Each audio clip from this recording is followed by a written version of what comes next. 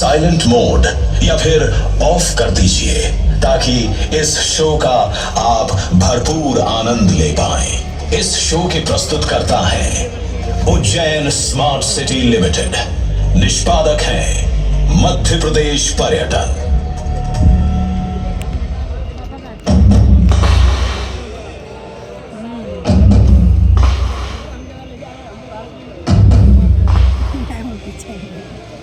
दिख रहे ना लेजर लाइट ऐसे दिल्ली में ना अक्षर राम मंदिर है, वहाँ पर बड़ा अच्छा होता है।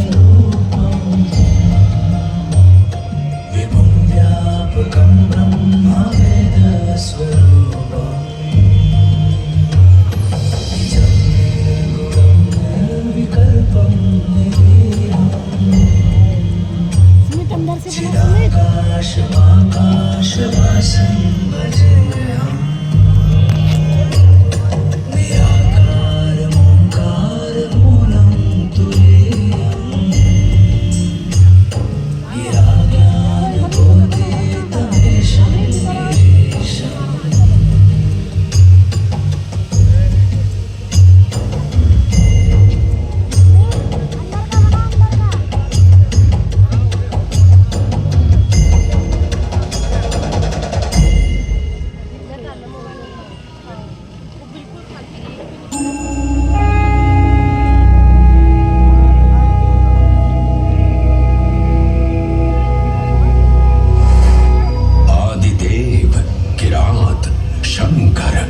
जटाधारी मृत्युंजय विश्वेश त्र्यंबक महारुद्र नीलकंठ महाशिव महाकाल महेश। महाकाल जिनके उद्गम से उत्पन्न होती सृष्टि की लय।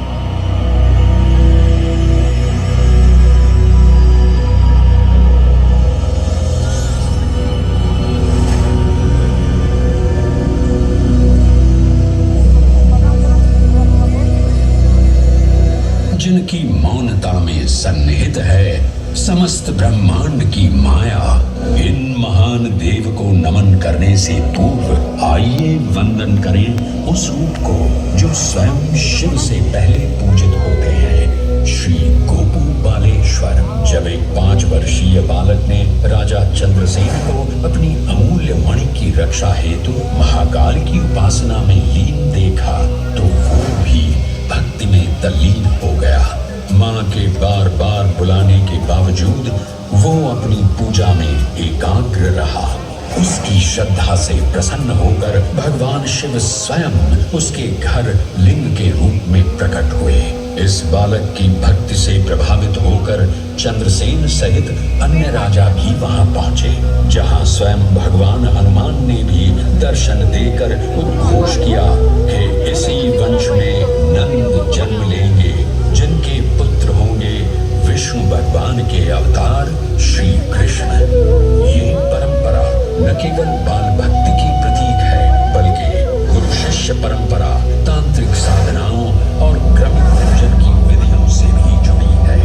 मंदिर परिसर में स्थित एक छोटा मंदिर श्री गोपू बालेश्वर महादेव मंदिर आज भी इस घटना की स्मृति को संजोए हुए है। महाकाल जो हर परमाणु और कोशिका में है, हर पल हर क्षण में।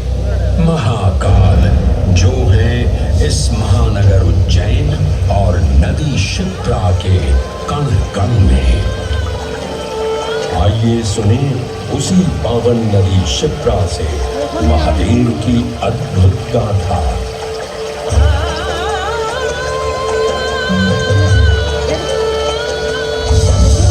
भगवान विष्णु के अवतार वराह गृहदय से उत्पन्न मैं पवित्र पावनी शिप्रा।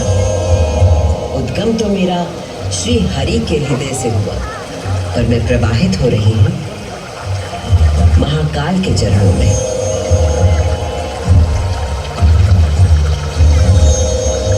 पुराणों में मुझे कई नाम प्रदान किए गए हैं, जबरधन, पापधन, अमृत संभवा और शिप्रा।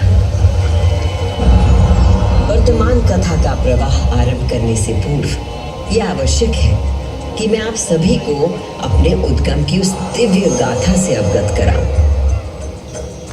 जिसे जानकर आप अचंभित हो जाओगे। मेरा उद्गम ऋषि अत्रि से जुड़ा है,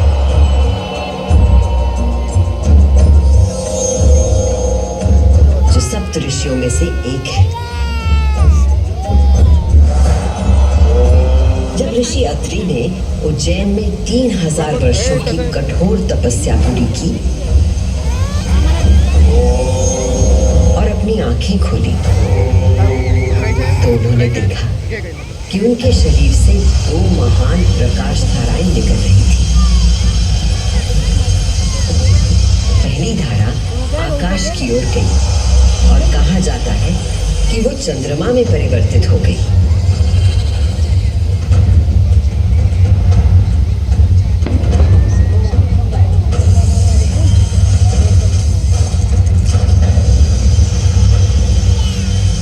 दूसरी प्रकाश धारा पृथ्वी की ओर गई और उसने मेरा रूप धारण कर लिया। और उस प्राचीन काल से बहती आ रही हूं मैं, इतिहास, आध्यात्मिकता, दिव्यता की कहानियां अपने साथ लेकर। कहानियां महाकाल की